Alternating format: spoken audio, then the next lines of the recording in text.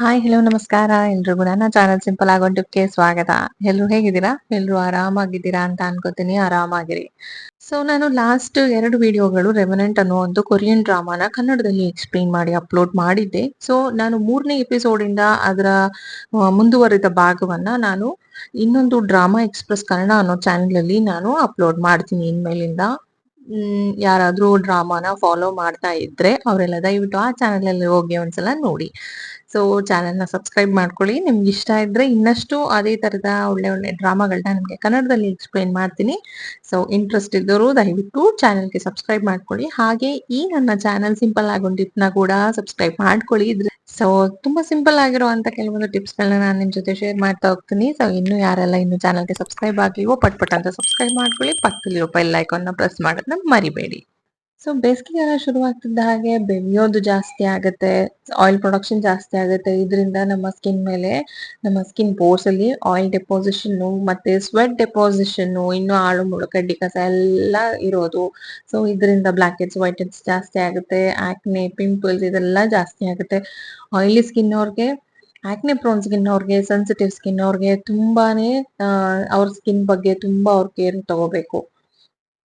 ಅವ್ರಷ್ಟೇ ಅಲ್ಲ, ಎಲ್ಲಾರ್ಗು ಯಾರಿಗೆಲ್ಲ ತುಂಬಾ ಚೆನ್ನಾಗಿರುವಂತ ಹೆಲ್ದಿ ಸ್ಕಿನ್ ಇರಬೇಕು ಅಂತ ಅನ್ಸುತ್ತೋ ಅವರೆಲ್ಲ ಈ ಟಿಪ್ಸ್‌ಗಳನ್ನ, ಸಣ್ಣ ಪುಟ್ಟ ಟಿಪ್ಸ್‌ಗಳನ್ನ ಫಾಲೋ ಮಾಡೋದ್ರಿಂದ ಖಂಡಿತವಾಗ್ಲೂ ಅವರು ಈ ಬೇಸಿಗೆಯಲ್ಲಿ ಒಂದು ಹೆಲ್ದಿ ಸ್ಕಿನ್‌ನ ಪಡ್ಕೋಬಹುದು, ಹೆಲ್ದಿ ಗ್ಲೋಯಿಂಗ್ ಸ್ಕಿನ್‌ನ ಪಡ್ಕೋಬಹುದು. ಓಕೆನಾ? ಸೊ ಈ ವಿಡಿಯೋದ ಮೊದಲನೇ ಟಿಪ್ ಏನು ಅಂತ ಅಂದ್ರೆ, ನಾನು ಎಲ್ಲಾ ವಿಡಿಯೋಸ್ ಅಲ್ಲೂ ಆಲ್ಮೋಸ್ಟ್ ತುಂಬಾ ಹೇಳ್ತೀನಿ, ಫೇಸ್ ವಾಶ್ ಮಾಡೋದು ತುಂಬಾ ಇಂಪಾರ್ಟೆಂಟ್ ಅಂತ. ನಾವ್ ಮುಖ ತೊಳೆಯೋದು ನಮ್ಮ ಸ್ಕಿನ್ ಕೇರ್ ರೂಟೀನ್ ನ ಮೊದಲನೇ ಮುಖ್ಯವಾದ ಒಂದು ಹಂತ. ಸೊ ನಾವ್ ಈ ಹಂತದಲ್ಲಿ ತುಂಬಾ ಚೆನ್ನಾಗಿ ನಮ್ಮ ಸ್ಕಿನ್ ನ ಕ್ಲೀನ್ ಮಾಡೋದ್ರಿಂದ ನಾವು ಸ್ಕಿನ್ಗೆ ಏನು ಊಟ ಕೊಟ್ರು ಅದನ್ನ ಚೆನ್ನಾಗಿ ಅಬ್ಸರ್ವ್ ಮಾಡ್ಕೊಳ್ಳುತ್ತೆ, ಚೆನ್ನಾಗಿ ಅದು ಹೆಲ್ದಿ ಆಗಿರುತ್ತೆ. ನಾವು ನೀಟಾಗಿ ಕ್ಲೀನ್ ಮಾಡ್ಲಿಲ್ಲ ಅಂತ ಅಂದ್ರೆ ಅದರಿಂದ ತುಂಬಾ ತರದ ಸಮಸ್ಯೆಗಳು ಜಾಸ್ತಿ ಆಗ್ತಾ ಹೋಗುತ್ತೆ.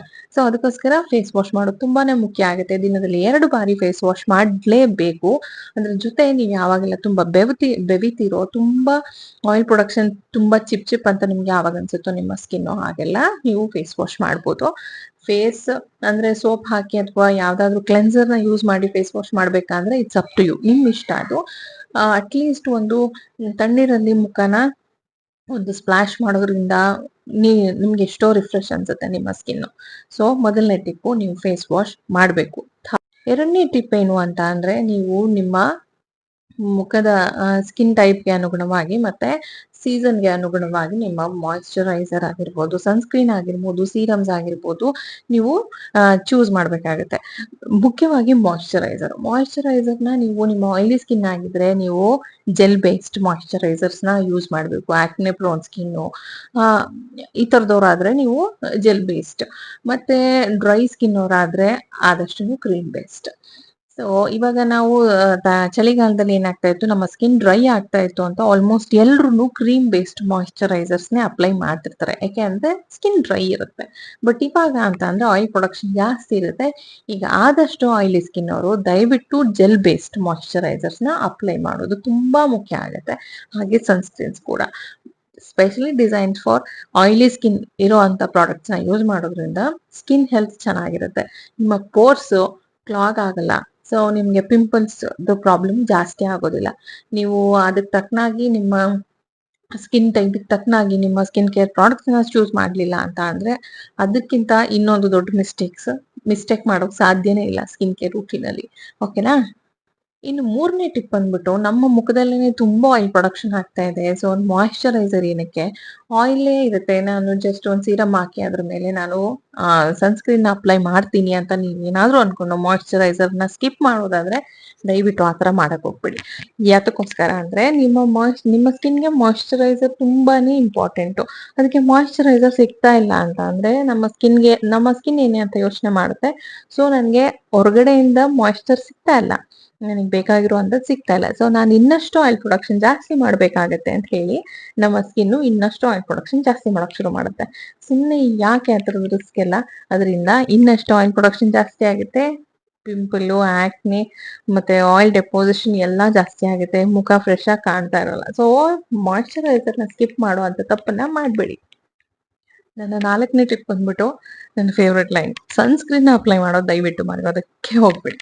ನೀವು ಒಳಗಡೆ ಇರ್ತಿರೋ, ಹೊರಗಡೆ ಹೋಗ್ತಿರೋ, ಒಳಗಡೆನೇ ಇರ್ತಿರೋ ಅದು ನಿಮಗೆ ಬಿಟ್ಟಿದ್ದು. ದಯವಿಟ್ಟು ಸನ್‌ಸ್ಕ್ರೀನ್‌ನ ಅಪ್ಲೈ ಮಾಡಿ.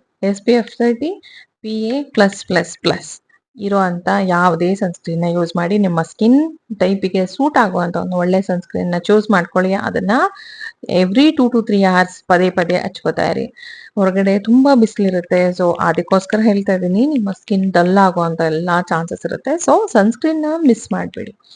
ಆದಷ್ಟು ಬೆಳಿಗ್ಗೆ 10 ಗಂಟೆಯಿಂದ ಸಂಜೆ 4 ಗಂಟೆ ತನಕ ಆಚೆ ಹೋಗೋದನ್ನ ಅವಾಯ್ಡ್ ಮಾಡೋದಕ್ಕಾದ್ರೆ ದಯವಿಟ್ಟು ಅವಾಯ್ಡ್ ಮಾಡ್ಬಿಡಿ. ತುಂಬಾ ಅಂದ್ರೆ ತುಂಬಾ ಬಿಸಿಲಿರುತ್ತೆ. ಸ್ಕಿನ್ ತುಂಬಾ ಬರ್ನ್ ಆಗ್ಬಿಡುತ್ತೆ. ಸೊ ಅದಕ್ಕೋಸ್ಕರ ಹೇಳ್ತಾ ಇದ್ದೀನಿ. ಸೊ ಸನ್‌ಸ್ಕ್ರೀನ್‌ನ ಯೂಸ್ ಮಾಡೋದ್ರ ಜೊತೆಗೆ ನೀವು ಫಿಸಿಕಲ್ ಸನ್‌ಸ್ಕ್ರೀನ್ಸ್ ಅಂದ್ರೆ ನೀವು ಫುಲ್ ಸ್ಲೀವ್ಸ್ ಏನಾದ್ರೂ ಒಂದು ತೆಳ್ಳಗಿರೋ ಒಂದು ಕಾಟನ್ ಬಟ್ಟೆಯಲ್ಲಿ ಒಂದು ಕಾಟನ್ ಒಂಥರ ಜರ್ಕಿನ್ ತರ ಏನಾದ್ರೂ ಯೂಸ್ ಮಾಡ್ಬೋದು. ನಿಮ್ಮ ಫೇಸ್‌ನ ಕವರ್ ಮಾಡ್ಕೊಳ್ಳೋದಕ್ಕೆ ಸ್ಕಾರ್ಫ್‌ಗಳನ್ನ, ಹ್ಯಾಟ್‌ನ ಯೂಸ್ ಮಾಡ್ಬೋದು. ಕಣ್ಣಿಗೆ ಕೂಲಿಂಗ್ ಗ್ಲಾಸ್‌ಗಳನ್ನ ಹಾಕ್ಬೋದು. ಸೊ ಈ ತರದ್ದು ಫಿಸಿಕಲ್ ಆಗಿ ನಿಮ್ಮನ್ನ ನೀವು ಸ್ವಲ್ಪ ಪ್ರೊಟೆಕ್ಟ್ ಮಾಡ್ಕೊಳ್ಳೋದ್ರಿಂದ ಸ್ಕಿನ್ ಚೆನ್ನಾಗಿರುತ್ತೆ. ಇನ್ನು 5ನೇ ಟಿಪ್ ಏನು ಅಂತ ಅಂದ್ರೆ ಚೆನ್ನಾಗಿ ನೀರ್ ಕುಡೀರಿ. ಡಿಹೈಡ್ರೇಟ್ ಆಗೋದಕ್ಕೆ ಹೋಗ್ಬೇಡಿ. ಡಿಹೈಡ್ರೇಟ್ ಆದ್ರಿ ಅಂದ್ರೆ ನಿಮ್ಮ ಸ್ಕಿನ್ ತುಂಬಾ ಡಲ್ ಆಗಿ ಕಾಣೋದಕ್ಕೆ ಶುರುವಾಗುತ್ತೆ. ನಾನು ಎಲ್ಲಾ ತರದ್ದು ಮಾಡ್ತೀನಿ ಆದ್ರೆ ನನ್ನ ಸ್ಕಿನ್ ಅಲ್ಲಿ ಒಂದು ಗ್ಲೋ ಇಲ್ಲ, ಒಂದು ಡಲ್ನೆಸ್ ಯಾವಾಗ್ಲೂ ಇರುತ್ತೆ ಅನ್ನೋ ಅಂತವ್ರಿಗೆ ಡಿಹೈಡ್ರೇಷನ್ ಒಂದು ಮುಖ್ಯ ಕಾರಣ ಆಗಿರುತ್ತೆ. ಸೊ ಡಿಹೈಡ್ರೇಟ್ ಆಗ್ಬೇಡಿ. ಜೊತೆಗೆ ಈ ಸೀಸನ್ ಅಲ್ಲಿ ತುಂಬಾ ಹೇರಳವಾಗಿ ಸಿಗುವಂತ ಫ್ರೂಟ್ಸ್ ನ ಚೆನ್ನಾಗಿ ತಿನ್ನಿ.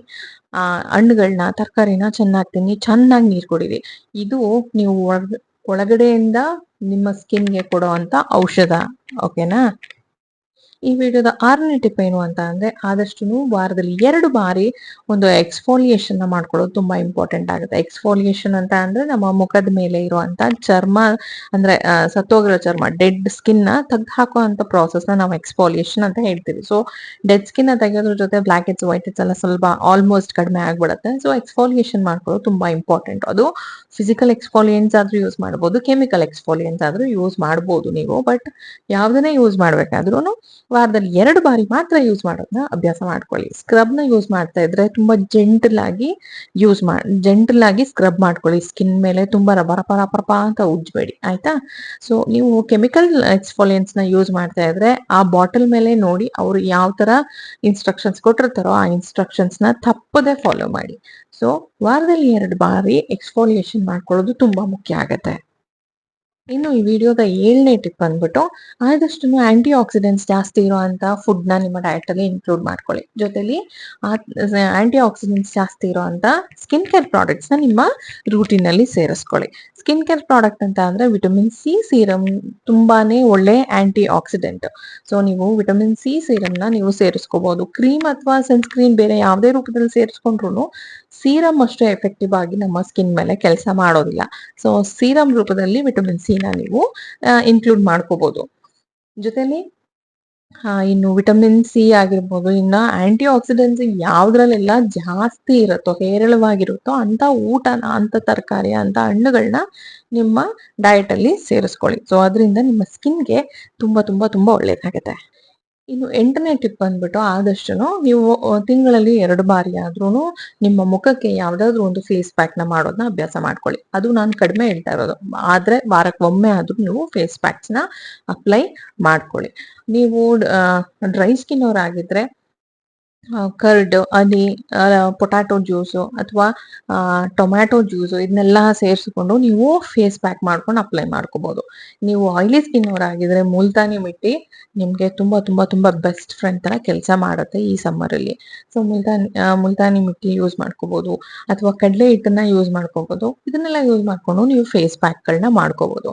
ಸೆನ್ಸಿಟಿವ್ ಸ್ಕಿನ್ ಅವರು ಆದಷ್ಟು ಇದೆಲ್ಲದ್ರಿಂದ ದೂರಾನೇ ಇದ್ಬಿಡಿ. ನೀವು ಆದಷ್ಟು ನಿಮ್ಗೆ ಸೂಟ್ ಆಗುವಂತ ಒಂದು ಸ್ಕಿನ್ ಕೇರ್ ರೂಟೀನ್ ನ ಫಾಲೋ ಮಾಡ್ಕೊಂಡು ಹೋಗಿ ಸಾಕಾಗುತ್ತೆ. ನಮ್ಮ ಮುಂದಿನ ಮತ್ತೆ ಕೊನೆಯ ಟಿಪ್ ಏನು ಅಂತ ಅಂದ್ರೆ ನೀವು ಯಾವುದೇ ಸ್ಕಿನ್ ಟೈಪ್ ಅವ್ರ ಆಗಿರ್ಬೋದು, ಯಾವುದೇ ಸೀಸನ್ ಅಲ್ಲಿ ಇದ್ರೂ ನೀವು ಒಂದು ಒಳ್ಳೆ ಸ್ಕಿನ್ ಕೇರ್ ರೂಟೀನ್ ನ ಫಾಲೋ ಮಾಡೋದು ತುಂಬಾನೇ ಇಂಪಾರ್ಟೆಂಟ್ ಆಗುತ್ತೆ. ಮೂಡಿದ್ದಾಗ ಸ್ಕಿನ್ ಕೇರ್ ರೂಟೀನ್ ಮಾಡ್ದೆ, ಇಲ್ದಿದ್ದಾಗ ಬಿಟ್ಬಿಟ್ಟೆ, ಮೂಡಿದ್ದಾಗ 10 ಸ್ಟೆಪ್ ಏನು 15 ಸ್ಟೆಪ್ ಮಾಡ್ತೀರಾ. ಒಂದೊಂದ್ಸಲ 1-2 ಸ್ಟೆಪ್ ಮಾಡೋದಕ್ಕೂ ಮೂಡಿರೋದಿಲ್ಲ ಅನ್ನೋ ತರ ಇರ್ತೀರ. ಸೊ ಅದ್ರ ಬದಲು ತುಂಬಾ ಹೆಕ್ಟಿಕ್ ಮಾಡ್ಕೋಬೇಡಿ. ಸ್ಕಿನ್ ಕೇರ್ ರೂಟೀನ್ ಸಿಂಪಲ್ ಆಗಿಟ್ಕೊಳ್ಳಿ. ದಿನ ಫಾಲೋ ಮಾಡಿ. ದಿನ ಫಾಲೋ ಮಾಡೋದ್ರಿಂದ ನಿಮ್ಗೆ ಎಂತದೇ ಸೀಸನ್ಸ್ ಆಗಿರ್ಬೋದು, ಎಂತದೇ ಎನ್ವಿರಾನ್ಮೆಂಟಲ್ ಕಂಡೀಷನ್ಸ್ ಆಚೆ ಏನೇ ಇರ್ಬೋದು, ನೀವು ಒಂದು ಒಳ್ಳೆ skin through out the year maintain ಮಾಡ್ಬೋದು. ಸೊ ಒಂದು ಸ್ಕಿನ್ ಕೇರ್ ರೂಟೀನ್ ಫಾಲೋ ಮಾಡೋದನ್ನ ಮರಿಬೇಡಿ. ಇದೆಲ್ಲ ಸಣ್ಣ ಪುಟ್ಟ ಸಿಂಪಲ್ ಆಗಿರುವಂತ ಟಿಪ್ಸ್ ನಾನು ನಿಮ್ಮೆಲ್ಲ ಜೊತೆ ಶೇರ್ ಮಾಡಿದೀನಿ. ಇದೆಲ್ಲ ಕೇಳೋದಕ್ಕೆ ಸಿಂಪಲ್ ಅನ್ಸುತ್ತೆ, ಬಟ್ ಇದನ್ನೆಲ್ಲ ಫಾಲೋ ಮಾಡ್ತಾ ಬನ್ನಿ. ನಿಮ್ಮ ಸ್ಕಿನ್ ಅಲ್ಲಿ ನಿಮ್ಗೆ ಗೊತ್ತಿಲ್ಲದೆ ಇರೋ ಹಾಗೆ ಒಂದು ಹೆಲ್ದಿ ಗ್ಲೋ ಬರೋದಕ್ಕೆ ಚಾನ್ಸಸ್ ಇರುತ್ತೆ. ಒಂದು ಹೆಲ್ತ್ ಚೆನ್ನಾಗಿ ಆಗ್ತಾ ಬರುತ್ತೆ ನಿಮ್ಮ ಸ್ಕಿನ್ದು. ಸೊ ಈ ವಿಡಿಯೋಗೆ ಇಷ್ಟೇನೆ. ಸೊ ನೆಕ್ಸ್ಟ್ ವಿಡಿಯೋದಲ್ಲಿ ಇನ್ನೊಂದು ಟಾಪಿಕ್ ಜೊತೆ ನಾನು ನಿಮ್ ಮುಂದೆ ಬರ್ತೀನಿ. ಸೊ ಅಲ್ಲಿ ತನಕ no matter what, love your skin, love yourself, keep smiling. Thank you so much for watching. ನಮಸ್ಕಾರ.